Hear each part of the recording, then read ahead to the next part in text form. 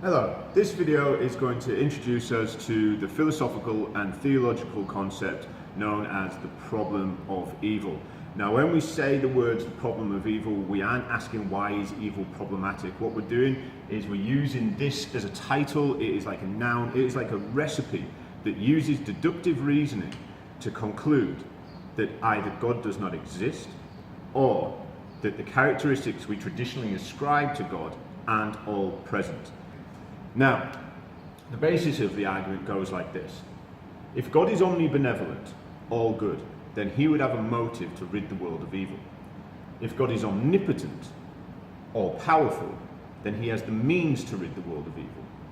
But evil exists. So, what do we conclude? Do we conclude that God does not?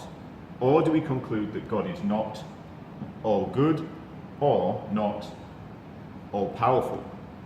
And if we rid God of one of these omnis in our definition of God, then he is no longer God. We can use the other omnis as well. God is omnipresent, so he's there for our suffering, and omniscient, he knows about our suffering. But then that begs the question, why do we still suffer? For some people, the problem of evil is proof that God cannot exist, or proof that the being we define as God does not have all of these qualities. This series of videos will ultimately look at this problem of evil and we'll look at the counter-arguments for the problem of evil known as theodicies.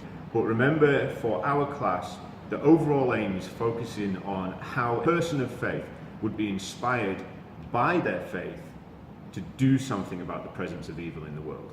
But first of all, we're going to look at the philosophy and the theology behind the problem of evil.